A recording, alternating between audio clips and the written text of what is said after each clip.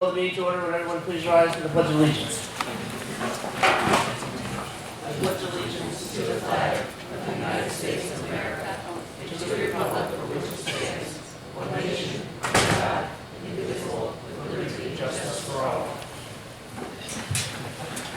One brief announcement. The Troy High Drama Club will present their spring musical, Once on This Island, on Friday, March 23rd, and Saturday, March 24th at 7:30 p.m. at the Veterans Memorial Auditorium. Public input on agenda and non-agenda items. The Board of Education recognizes that it serves the residents of the large school district of New York, and we encourage public attendance at our meetings, and we welcome your comments. Please limit your comments to no more than 5 minutes so that everyone who wants to speak has an equal chance to do so. If you are unable to finish your remarks during the 5-minute time frame, you can supplement them by submitting a written statement to the board clerk. The board regrets that because of time constraints, it cannot respond during the public comment period to questions raised. We know that all speakers will display the courtesy and respect in their remarks that is emblematic of our Troy community, and we appreciate your input. Is there anyone wishing to speak this evening? If not, then I will turn it right over to Mr. Stiles with the Carroll Hill Principal's presentation.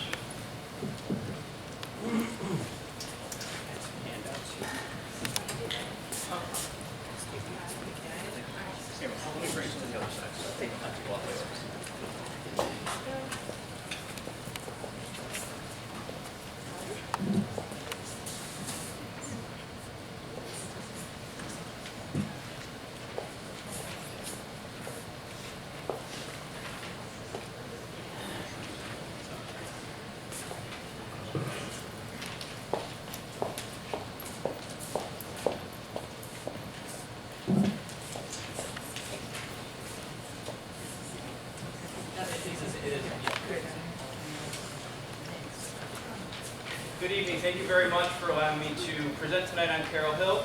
I actually just saw earlier today Mr. Carmelo, I thought, was presenting after me. I anticipated you presenting after me on the budget, but you're not. We moved those to the first of the month. So I'm glad, because we're probably going to go, I don't know, 45, 50 minutes. No problem. All right.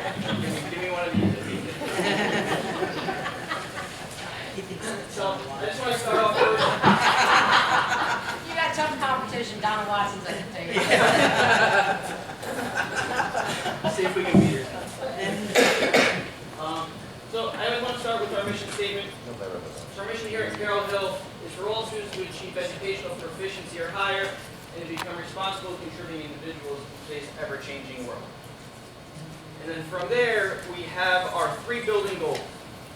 So our first goal is through effective collaboration with all of our stakeholders and using data to improve our student learning. We would like our proficiency results on our state assessments to increase by 10% each year for the next 3 years. So what that would mean is if we're at 16% proficient for ELA, we want to go to 26%, then 36%, and then 46%. Next would be by developing healthy social, emotional relationships with our students and families and staff to ensure a safe and respectful learning environment.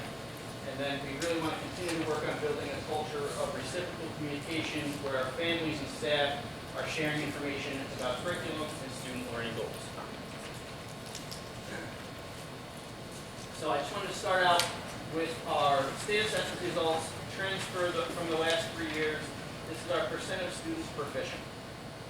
As you can see, we have seen some modest increases for the last few years. We know that we have a lot of work to do. I'm very, very excited about the things that we're doing, and I really think that we're really on the verge to take off and meet our goals. Next, I just wanted to share with you just some data from this year. So on the right, this is we call our fall fast bridge data. On the right, this is the first year we gave our A math in the fall. So we're really excited to see the trends from fall, winter, and then to spring. But if you look on the left for A reading, we're seeing some really some positive trends. So you'll see every grade level we're seeing a larger percentage of our students that are working towards proficiency. And then also, I didn't put it on here, but if you look diagonally and think of the cohort of students, So for example, if you look at second grade last year in the spring, we had 8%. Those students are now third graders. In the fall, they're at 22%. Same type of thing. If you look at third grade last year, 11%. Now in the fall, at 20%. Fourth grade, 10 to 15. So we're really excited that we're seeing some positive trends in the data that we're collecting. Next, I have some of our discipline data. So our first bullet, this is if we're looking at our out-of-school suspensions from the 2015-16 school year. So last school year, we had a 24% reduction in those out-of-school suspensions, which we're very proud of. The second bullet, that's looking at our students from last September to February, and now this September to February, and we've seen a 25% reduction in the number of students that are being suspended. Again, we're very happy about that. What that is now allowing us to do is really try to give some more targeted intervention to those specific students so we can see less and less of that we're having our students in class.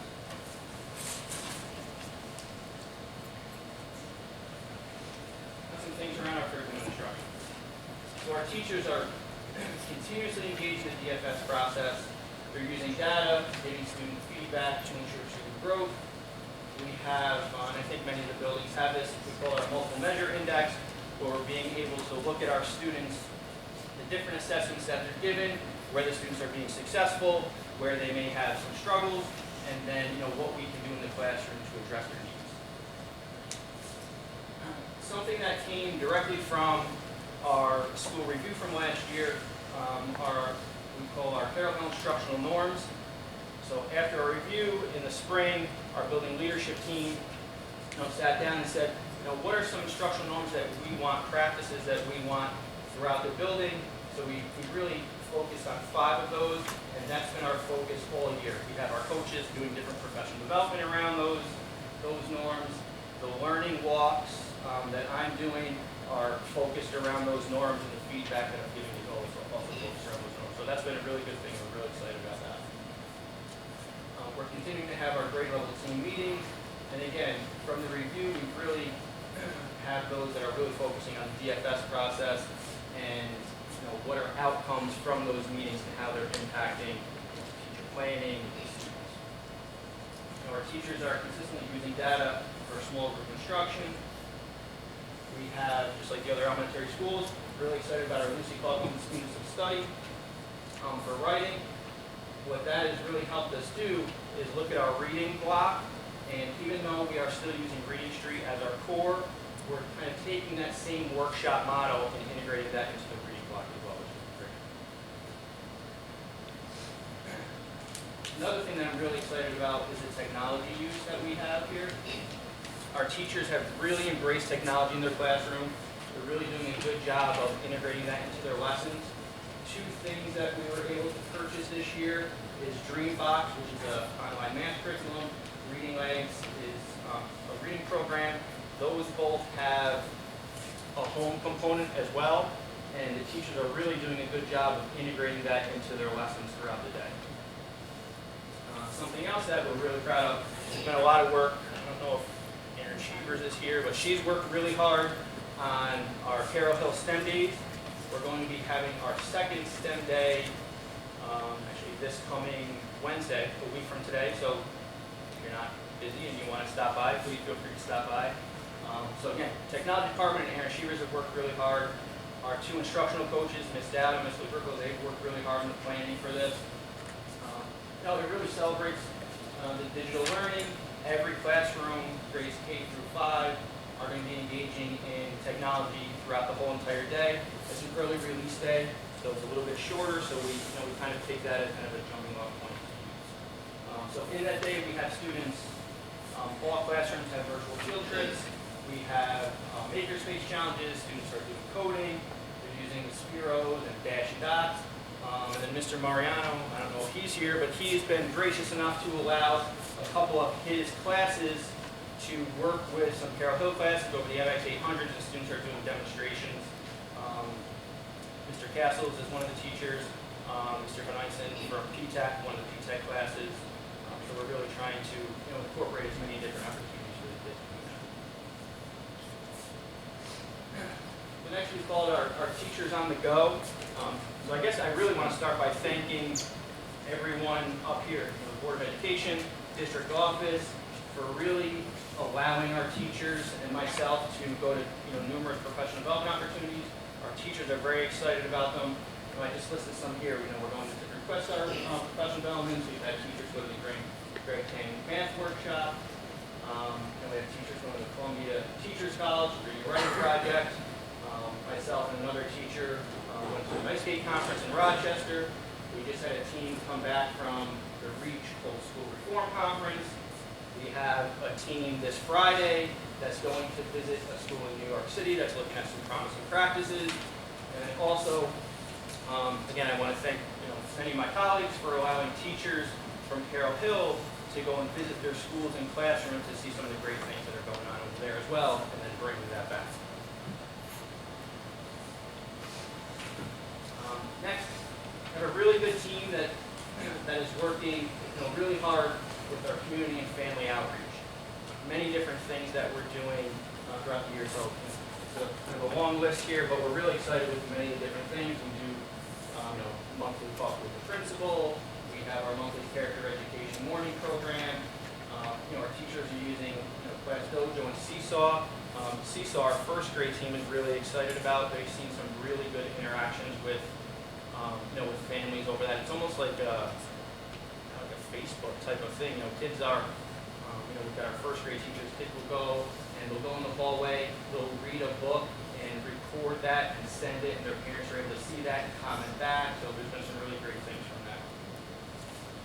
We have our continued partnership with Fidel's and the Capital Region Food Bank for our backpack program, where 30 students are involved. We have our safety banking. We've got our volunteers. We've had a lot of great different events with our literacy night, math and movement night. We have family technology night. We're just continuously trying to reach out and see what community members can we use to help support us here. Next, again, another program we're very excited about is the Empire State After School program. We did have some things going on here after school. This has allowed us to really continue that and amp that up even more. As of today, we have 141 students in all grade levels participating in that. We have many of our Carroll Hill teachers after school with those students getting individualized instruction. The coordinators of that program meet with me, and we look at our MMI, the students that are in that program, and what needs do they have, and how can we work that into the after-school program. And then also, what students are not enrolled in the after-school program that could really benefit from it, and continue to reach out to those families as well. And it's been a great partnership so far with the Boys and Girls Club. And additionally, we have some other after-school opportunities. We have a mentor program that we do. We have 2 Odyssey of the Mind teams, and then we continue to work our Papers program, which is great. We have 30 students with that in grades 2 through 5. Thank you very much. Any questions at all? Oh, Okay. no, that's great. That's wonderful. I really liked hearing the reduction in your suspension, out of school suspension. It's really hard at the elementary level to have kids sit home not learning. And, I mean, even if they're in school suspension, it's still better than them sitting at home. To be honest with you, Mr. Fulton has been a huge piece of that. If you come in, you'll see many students in his office, kind of working on some things to get back into class. So we're trying to do everything that we can to keep students in class. We know that there are situations where students are suspended, but we're really happy about the limited actual number of students that are being suspended so that we can address the different needs and keep working with those students.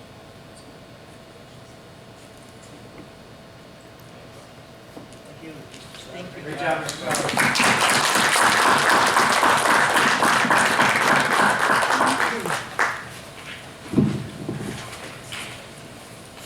Moving on to action items. Make a motion, under staff matters unclassified, make a motion to table number 1. Discussion. All those in favor? Aye. Move for consent agenda items 2 through 12. Discussion. All those in favor? Aye. Staff matters classified, move for consent agenda items 1 through 6. Discussion. All those in favor? Superintendent recommendation for programs, move for consent agenda items 1 through 5. Discussion. All those in favor? Superintendent recommendations for business and finance, move for consent agenda items 1 through 5. Discussion. All those in favor? Board resolutions, move for consent agenda items 1 and 2. Discussion. All those in favor? Discussion of future meetings, March 7th, next Wednesday, 2018, 6:30 p.m. at the Troy Middle School. That's also when we will get draft 2 of the budget. And March 21st, 2018, at 6 p.m. at the Troy Middle School. Do they want anything else they'd like to discuss prior to adjournment? Yeah.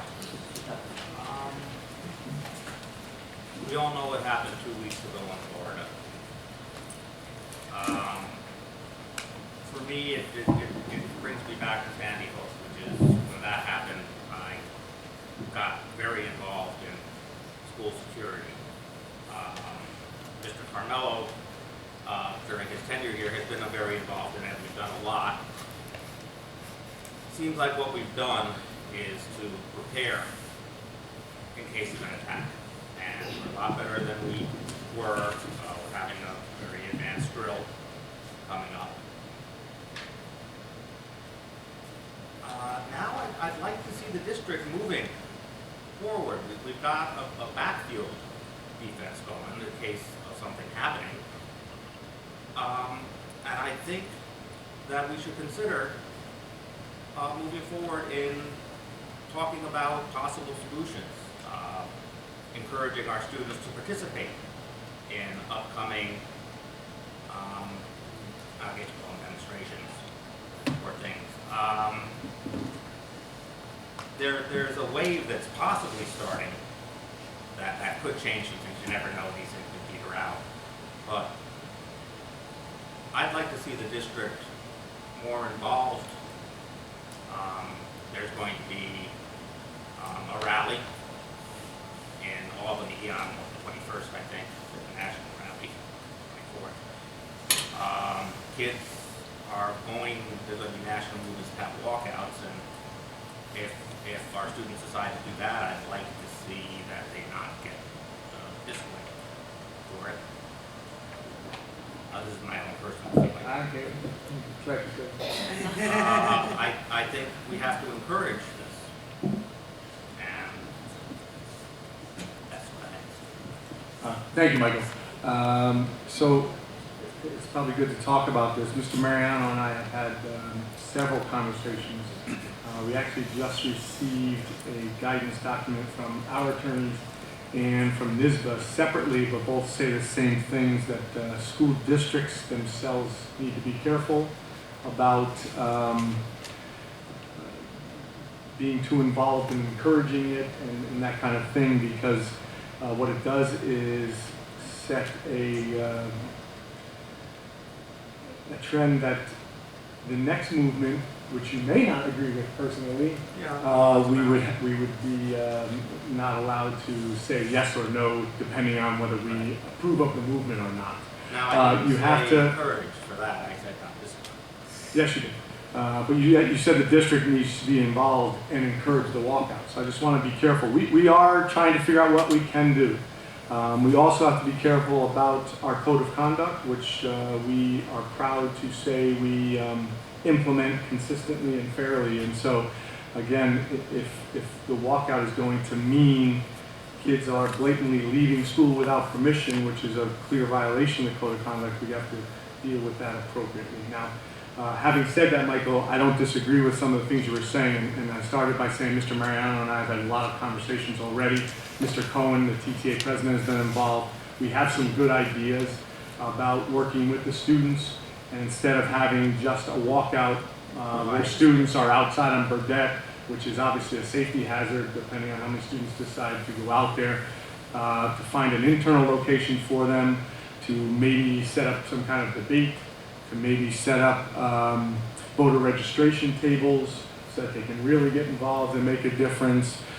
We've talked about even possibly inviting our legislators in for such events. So we will figure out a way proactively to encourage involvement without encouraging them leaving the school and doing that kind of walkout. I'm very glad to hear you say that. And the idea of perhaps using the auditorium or the field Correct. is a great idea. That all would have been in the Friday report, but now I can skip that. Thank you, Michael, for bringing it up, though. It's an important topic for sure. Anyone else have anything to discuss? If not, I'll make a motion to adjourn. All those in favor?